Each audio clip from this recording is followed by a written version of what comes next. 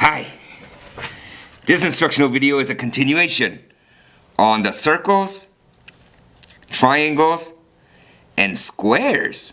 But unlike the last time, the square and the triangle are both inscribed inside that circle. Let me give you a quick visual and you could try to pause and solve this thing on your own. Here, a circle. Here's a square first of all. Here's a square. Here's a circle. Okay? And this square happens to have 2 units squared. 2 square units for area.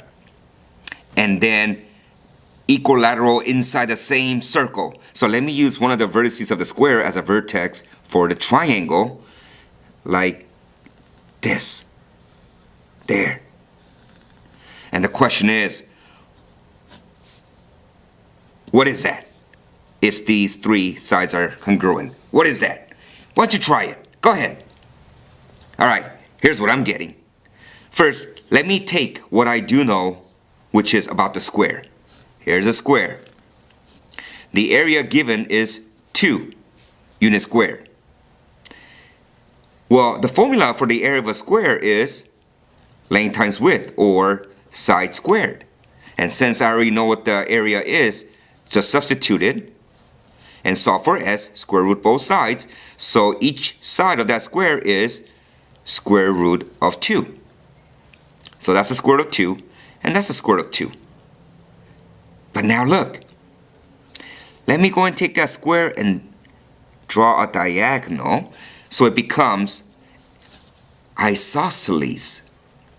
And the unique trait about isosceles, if you recall, is that if this is value x and this is also value x, then the hypotenuse is square root of 2x.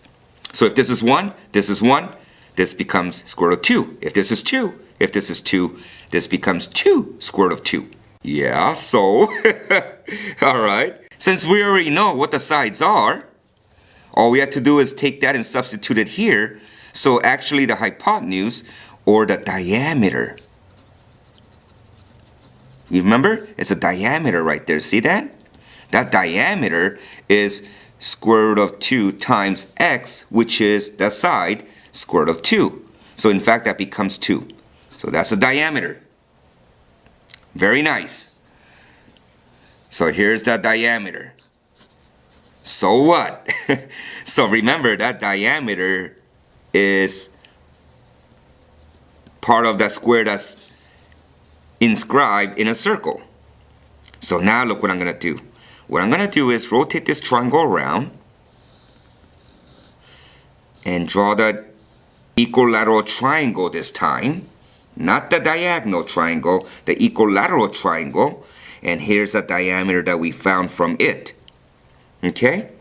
So if this whole thing is 2, that means the radius, yes, is 1.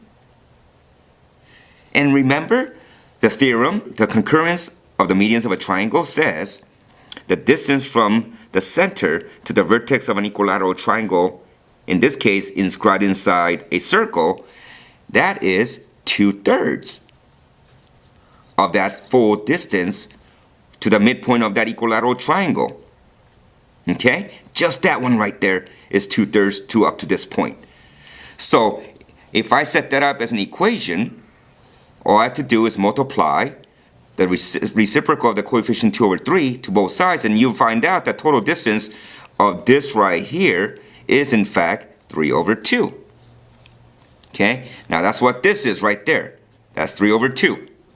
And since it's an equilateral that I just cut in half, it follows that 30, 60, 90 rule. And if that's the case, this shorter leg of the 2 is the x, and this is 2x, and this, the longer side of the leg, is square root of 3x.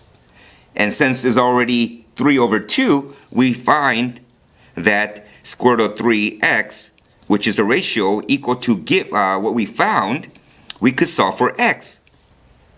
So we're going to multiply both sides of the equation by the reciprocal, which is 1 over square root of 3. So x is equal to 3 over 2 square root of 3. Now you should rationalize this number by multiplying to the top and the bottom of that quotient by that denominator or that radical. So we get 3 square root of 3 over 2 times 3. And the 3 simplifies. So the actual shoulder leg of that triangle, which is half of that equilateral, is actually square root of 3 over 2. So that right there is square root of 3 over 2. And the hypotenuse, which is that of the equilateral, is double that. So all we have to do is square root of 3 over 2 times 2. 2's cancel. So it is going to be square root of 3.